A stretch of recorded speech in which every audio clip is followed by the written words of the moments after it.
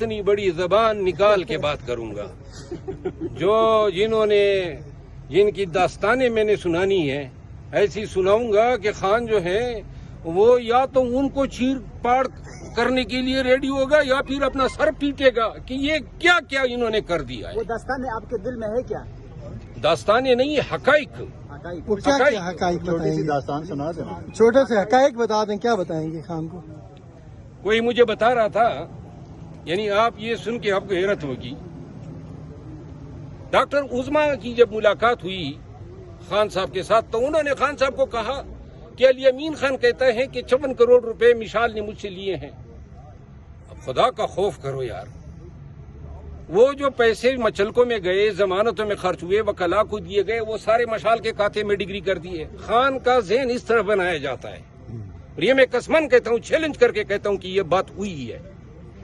تو لہذا جب اس طرح لوگوں کو آپ ملائن کریں گے، یہ خان کے وفادار ہیں، یہ باہر آ کے کسی کو دنیا نہیں ملی ہے، انہوں نے وزارتوں کو ٹکرایا ہے، اربوں روپے ہم نے ٹکرائے ہوئے ہیں، اور پھر بھی آپ جو ہیں ادھر جا کے خان کی کان میں بجائے اس کی کوئی اچھی بات کر دیں، ان کو یہ بتا دیں کہ آپ کے ایم این ایز ڈٹے ہوئے ہیں، ان کو یہ بتا دیں کہ ان کے بچے اسکول نہیں جا سکتے ہیں، یہ بتا دیں کہ بہت سارے ان کے رشتہ دار بیرون ملک فرار ہو چکے ہیں، ان کو یہ بتا دیں کہ ان کے گھر کاروبار بند ہیں، آپ جا کے ان کی ذہن میں اپنے ہی لوگوں کو جو ہیں گراتے ہیں، اور یہی ہو رہا ہے۔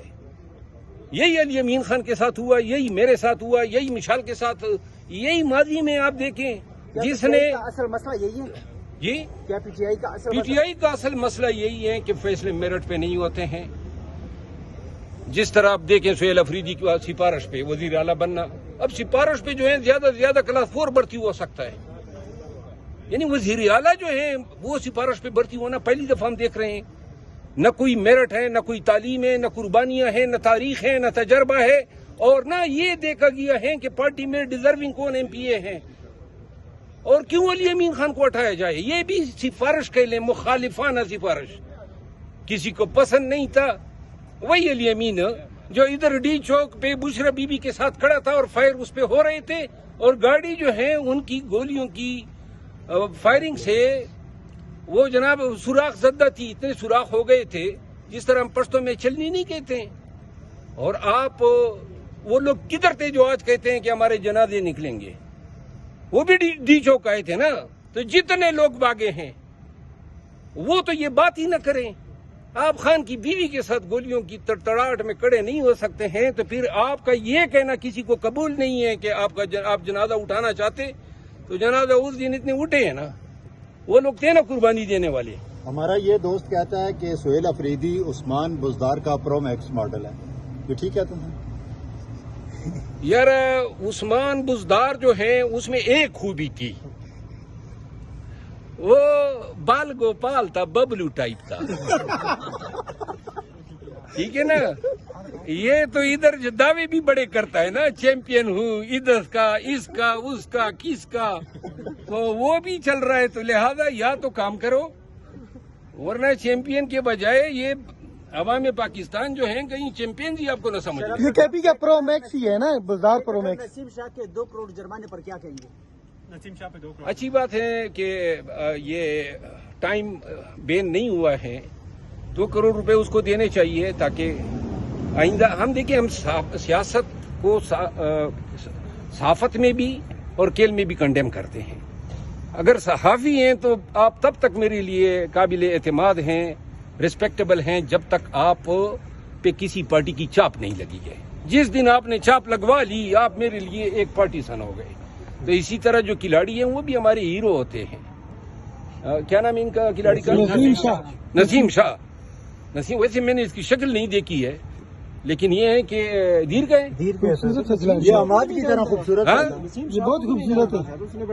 نسیم شاہ کو بھی نہیں جانتے، اور میں نے میچ دیکھے ہی نہیں ہے، تو پھر جاوید میاں کا دور آپ کو یاد ہوگا۔ میں، آپ یقین کریں، میں نے بابر اعظم کا نام سنا ہے، اس کو بھی شکل سے جانتا نہیں ہوں۔ جاوید میاں جاوید میاں کو جانتا ہوں، ظہیر عباس کو جانتا ہوں، अफरीदी को आप 47 से शाहिद पहले अफरीदी वाली तो खिलाड़ी दोस्त है मेरा। नसीम शाह को नसीम नहीं, अभी जो मौजूदा क्रिकेट टीम में एक वो अफरीदी का जो दामाद है शाहीन अफरीदी, उनको आंखों से जानता हूँ। वो सिर्फ दामाद होने की वजह से नहीं, शाहीन अफरीदी उनकी वो आंखें जो है वो मेरे ख्याल में ब्लू टाइप आंखें हैं उसकी। नहीं, नसीम शाह की जुर्माने की बात की, लेकिन जिन जनरल्स हैं आइन की पासदारी, मतलब जिनको मतलब आइन तोड़ा है, मतलब जनरल ने, क्या उनको भी मतलब ऐसी सजाएं मिलनी चाहिए? सर ये नसीम शाह अच्छा ठीक है, मैं देखें ये ट्वीट का जर्नल के साथ जिन्होंने तोड़ा है उनको लटका देना चाहिए यार, क्या बात करते हो? लेकिन इसका कहाँ से नुक्ता निकाल रहा है आप? नहीं, इसको सजा मिली है तो इस तरह के लोगों को भी सजा मुझे गरीब तुम्हें भी सजा मिलती हुई नजर आ रही है। अच्छा मरवा साहब ये बताएं कि आपकी बातों से तो लगता है आप अभी भी खान के हमदर्द हैं, लेकिन जो आपसे इतना प्यार करते थे पाकिस्तान तहरीक इंसाफ के कारकुनान, वो अब आपसे इंतहाई नफरत करते हैं, क्या वजह? नहीं, मुझे तो न मोहब्बत चाहिए थी, न मैंने मोहब्बत के लिए कोई कोशिशें की थी, न मुझे कोई पॉपुलर फिगर बनना था। ये आप लोग गवाह हैं इसके, मेरे इस सफर के। किसी को पता था कि हम जो मारे खाएंगे, भागदौड़ करेंगे, वो उसका नतीजा मोहब्बत होगा? और किसी को क्या ये पता था कि बगैर किसी वजह के जनाब आप पे टप्पे लगा दिए जाएंगे? न हमने मोहब्बत मांगी थी, न हमें नफरत चाहिए। जो एहसान ये देखिए, उस जमाने में बहुत सारे यूट्यूबर और व्लॉगर मेरे हक में व्लॉग्स किया करते थे। मैं आपको बता दूं, तो मुझे कोई मीडिया वाला कहता था कि इनके शुक्रिया के लिए फोन करो। अब मेरे पास न उनके नंबर होते थे, न मेरा उनसे कोई राब्ता होता था।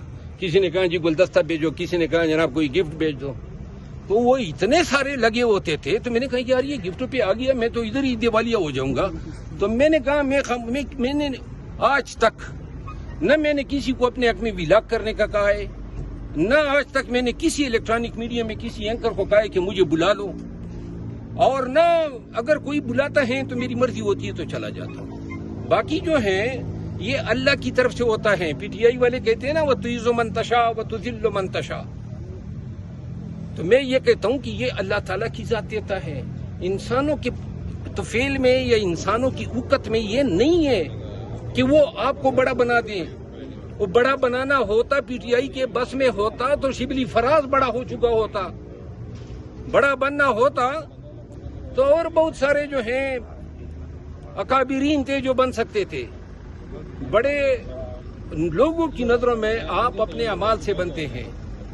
हाँ, झुकाने के लिए आजकल सोशल मीडिया है। जब बैक वक्त वही व्लॉगर और यूट्यूबर जो मेरी तारीफें करते थे अचानक काया पलट हो जाए और जनाब दमाल से यकसा कवाली शुरू कर दे, फिर समझ जाएं कि कहीं उनकी तनाबें हिल रही है और सेंट्रलाइज अथॉरिटी उनको कह रही है कि अब इसको गिराना है। बाकी जो है मेरा किसी ने कोई नुकसान नहीं किया। जिसने हिसाब किताब रखना था मोहब्बतों का और नफरतों का, उनको परवाह होगी। हमने तो मोहब्बत ही भी नहीं मांगी थी। हम तो